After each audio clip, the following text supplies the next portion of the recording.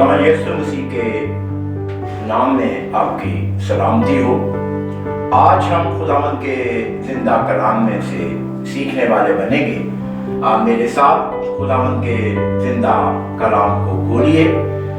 दूसरा तीमुथियुस उसके पहले बाब की 9वीं आयत में यूं मरकूम है, जिसने हमें निजात दी और पाक बुलावे से बुलाया, हमारे कामों के मुआफिक नहीं बल्कि अपनी खास इरादे और उसके फजल के मुआफिक जो मसीह यीशु में हम पर अज़ल से हुआ है। खुदावंद के जिंदा कलाम के पढ़े और सुने जाने पर खुदावंद की बरकत हो। मेरे अजीजों, मैं आपको बताना चाहता हूँ कि हम पर फजल कब हुआ, हम पर फजल कब हुआ, लेकिन खुदा ने हम पर फजल कब किया। आप इस बात को जानते हैं कि कलाम अक़दस में आज से 2022 साल पहले खुदावंद का फजल इस रुए जमीन पर हुआ। और आप इस बात को देखते हैं कि जब खुदावंद ने मुकद्दसा मरियम को फरिश्ते के वसीला से कलाम किया और इस दुनिया में खुदावंद यीशु मसीह का तजस्सुम हुआ, उस वक्त ये फजल हुआ। लेकिन इस बात को समझने के लिए आपको पहले ये जानना है कि खुदावंद यीशु मसीह ने जब यूहन्ना अस्तिग़ावी से बपतिस्मा लिया और उसके बाद मुनादी करना शुरू की और 33.5 साल में उन्होंने इसे कंप्लीट करके उस नजात को, उस फजल को हमारे लिए पेश कर दिया। मेरे अजीजों, क्योंकि खुदावंद का बंदा पौलुस रसूल तीमुथियुस की कलीसिया को लिखते हुए ये बता रहा है, गौर कीजिए, जिसने हमें नजात दी है। किसने नजात दी है? हमारे खुदा यीशु मसीह ने हमें नजात दी है और पाक बुलावे से हमारे कामों के मुआफिक नहीं बल्कि अपने खास इरादे से उस फजल के मुआफिक जो मसीह यीशु में हम पर अज़ल से हुआ है। क्योंकि खुदावंद के कलाम मुक़द्दस में बनता है, बनी आदम से पेशतर ही मैंने तुम्हें चुन लिया है, तुमने मुझे नहीं चुना, मैंने तुम्हें चुना है।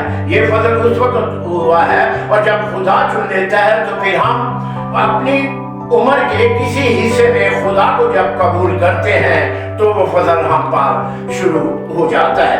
इस बात को मैं आपको बताना चाहता हूँ कि खुदा का फजल अज़ल से है और हमने जब खुदा में यीशु मसीह को कबूल किया है उस वक्त वो फजल हम पर हुआ है। तो मेरे अजीजों, क्योंकि खुदा के कलाम मुक़द्दस में हमें इस बात के लिए मिलता है कि ये फजल इसलिए हुआ है कि हम नजात पाएं, और नजात पाने के लिए जो बात जरूरी है कि आदम के वसीला से जो मौत हमारी जिंदगी में आती है, उस मौत से हम आजाद होकर हमेशा की जिंदगी पाते हैं। ये हम पर फजल हुआ। खुदावंद के कलाम मुक़द्दस में लिखा है, मगर जब हमारे मुनज्जी खुदा की मेहरबानी और इंसान के साथ कोई उल्फत जाहिर हुई तो उसने हमको नजात दी, मगर रास्तबाजी के कदमों के सबब से नहीं जो हमने खुद किए, बल्कि अपनी रहमत के मुताबिक नई पैदाइश के गुस्ल और रूह कुद्दस ने हमें नया बनाने के वसीला से, जिसे उसने हमारे मुनज्जी यीशु मसीह की मार्फत हम पर अफराज से नाज़िल किया, ताकि हम उसके फजल से रास्तबाज ठहरकर हमेशा की जिंदगी की उम्मीद के मुताबिक वारिस बनने वाले बने। तो मेरे अजीजों, क्योंकि खुदा का हर काम हमारे लिए भलाई का होता है और रोमियो के खत में वाज़िह तौर पर ये बात लिखी है कि हम जानते हैं कि खुदावंद का हर एक काम हमारी भलाई के लिए है।